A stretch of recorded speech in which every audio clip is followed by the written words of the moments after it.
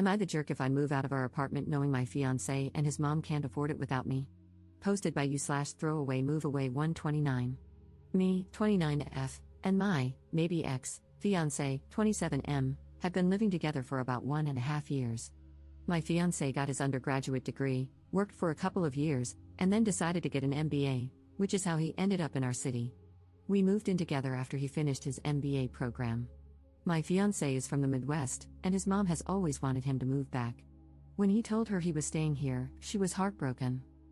I went to college and got my degree in a STEM field. After I graduated, I got a job with my current company and moved to the city where we currently live. It's a big international company with multiple locations in the US and abroad. I love my job, I like the company I work for, and the pay is pretty good. All in all, a pretty good deal. During COVID, my office shut down, and we all went remote. After COVID, they decided not to reopen this office, so I've been 100% work from home since early 2020. I currently make considerably more than him, mainly because I've been working for 7 years and I'm in tech. I had been living by myself in a 1-bedroom apartment and had my office set up in the living room since it was just me. When we moved in together, we decided to get a 2-bedroom apartment so I could use the extra room as an office.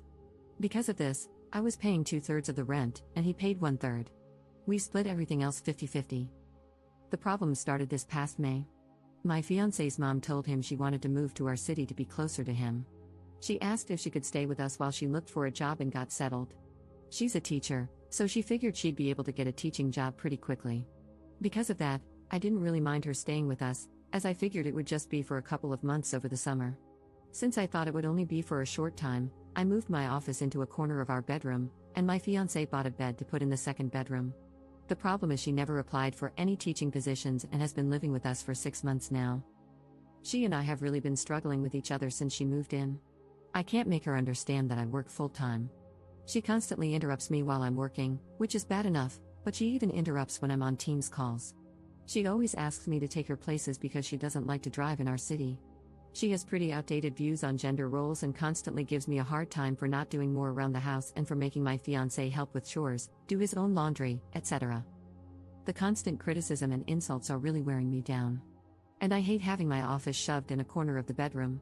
Back in September, I told my fiancé that since it looks like his mom is going to stay a while, we should split the rent 3 ways.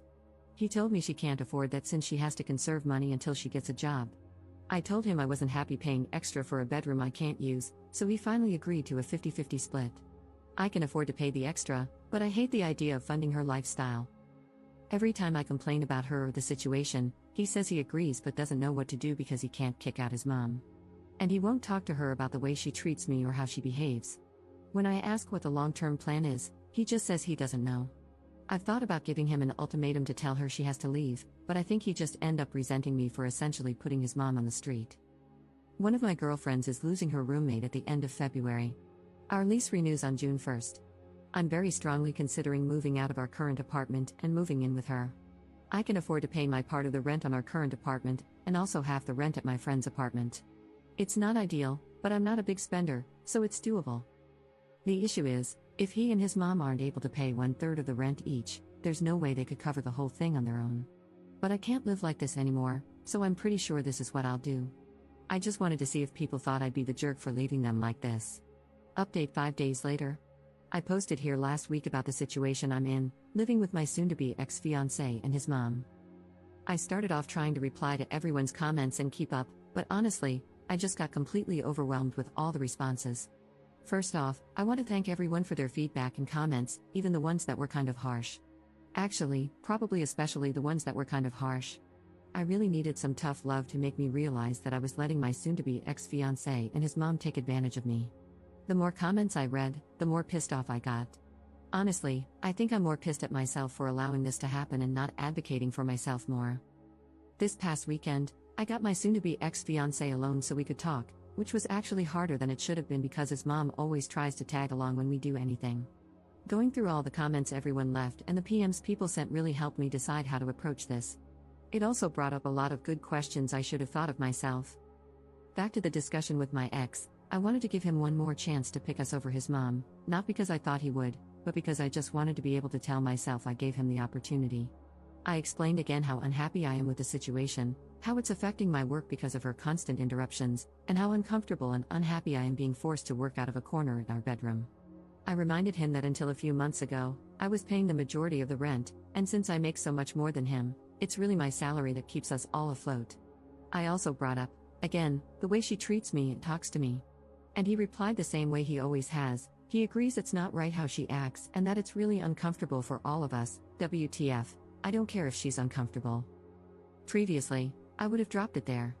But this time, I told him how angry and disappointed I was that he let me pay for 2/3 of the rent when she first moved in and how unfair it is that I'm still paying for half when there are 3 people living there and she is the only one with her own bedroom. His response was the same: she has to conserve money since she doesn't have any income currently. Which brought up the question, where did all her money go when she moved? What money does she use for incidentals? Evidently, when she got divorced, she asked for the divorce after my ex went off to college. It doesn't sound like her husband/ex's dad wanted the divorce. His dad bought her out of the equity in their house. My ex had no idea how much that was or how much is left. But until she moved here, she was working full-time as a teacher and living in a small apartment, so she shouldn't have had to tap into the divorce settlement money much. Other than that, my ex didn't have much insight into her finances beyond what she told him, that she has to conserve money. I told him straight up that I'm moving out before the end of the month. And from now on, I'm only paying 25%. As some commenters pointed out, she has a whole bedroom while I have to share with a man-child, so she should be paying twice as much. After I move out, I'm not paying for anything else, no utilities, no food, nothing other than rent. I have a pretty good idea of what his finances are like, and if he has to pay 75% of the rent all by himself, it's going to take a huge chunk of his net income. After he pays utilities and buys groceries, there won't be anything left for incidentals. Rent was due on the 1st, but it's not late until after the 5th, so he has 2 days to come up with the money. If he doesn't and I end up covering it, I'll reduce the amount I pay in future months. The only reason I'm going to keep paying any of the rent is that even after I move out, I'm still on the hook. I talked to the leasing office, and they explained that since my ex and I signed a single rental agreement together, i.e., one contract we both signed rather than 2 separate contracts, we are both responsible for the rent. They don't care who actually pays, as long as it gets paid.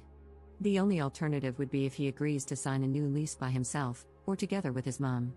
But in all likelihood, he wouldn't be able to pass the credit check on his own, so I'm kind of stuck. I don't think he'll do anything stupid, though, because he's going to need to find somewhere to live after this, and a collection on his credit report wouldn't be good. I also told him that I'm going to find someplace else to work during the day until I move so she can't bother me. My friend, whom I'm moving in with, said I could work at her place during the day since she and her current roommate have in-person 9 to 5s. I took her up on that for now. After living with his mom, I'm not about to overstay my welcome, so I'm going to find some other options to rotate through. Someone suggested checking out the public library, or if it comes to it, I'll get a membership at one of those WeWork type places. Just in case, I brought my important papers, files, and valuables, and my friend is storing them for me until I move in. He really didn't take it well. The surprising thing to me is that he was actually shocked by everything. He seemed genuinely surprised that I wasn't prioritizing his mom. I really got the feeling that he sincerely believed I wanted to take care of her as much as him. He kept saying stuff like, "What about my mom? What am I going to tell her? That's just how she is, but we still need to help her," etc. He asked about our relationship and the engagement. I told him that after I move out, I need some space from him. In a few months, once we've both had time and space to process what happened, if we both agree, we can talk about the relationship. But he'd have to prove that he's going to have my back going forward and will set boundaries with his mom. I told him that just to avoid more drama, but I don't see a future where we're together. I told him he needs to tell his mom because she's not my responsibility or problem, and she'll know something's up when I start moving my stuff out. He hasn't told her what's going on yet, but this weekend, I'm going to start moving things, so he doesn't have much time. My friend's current roommate starts a new job in another state on the 3rd, so realistically, I can probably move in 2 to 3 weeks, depending on when she actually leaves. I don't expect him to do anything bad, other than sulk and complain, but if he does do something stupid or doesn't pay his part of the rent, the ace up my sleeve is that I'll tell the leasing office his mom moved in, which is prohibited in the lease. Honestly, getting evicted would solve a lot of my problems right now, so it's a pretty valid threat, I think. Now that I've mentally and emotionally separated myself from him and his mom, I'm actually looking forward to her reaction when he tells her what's going on. If it gets too ugly, I'll find a cheap Airbnb or hotel or something. I've had some friends, including the one I'm moving in with, offer to let me couch surf for a few weeks, but I just can't do that to someone else. So, that's it. I'm leaving, and I really don't care how that affects them. Relevant comments. Commenter. The thing about him sincerely believing you wanted to take care of mom is pretty standard when someone has an enmeshed relationship with their parent. When you think of a romantic partnership, you think of two people working together to build a life for themselves. When the enmeshed person thinks of a partnership, he thinks of having someone with whom to share the burden of his enmeshed relationship. And the truly sad thing is that he probably cannot perceive how skewed his perspective is. His normal meter didn't break, it never worked in the first place. It's sitting in the back of a closet, buried under a bunch of old coats. Ops response. I mean, that explains a lot. But honestly, that is just so effing sad. That's essentially saying he's broken but doesn't even know he's broken. So he'll just go from relationship to relationship, never really understanding why women keep leaving him. Absent his mom, he's really a great guy, but nobody will ever want to stay with him if his mom is always going to come first. Commenter 2. You already let her stay well past the agreed upon time, and they should be grateful for that instead of being mad that you're finally putting your foot down. Did they honestly have no other plan? Was this supposed to continue indefinitely? They're about to get a rude awakening, but it's no less than they deserve. Ops response. That is a great question. I have no idea what the long-term plan was. Every time I brought it up with my ex, he would say things like, we'll have to make sure she applies for next school year, but he would never talk to her to tell her that. Plus, even if she does get a job for next school year, that isn't until September. And realistically, it would be another month before she starts getting a paycheck.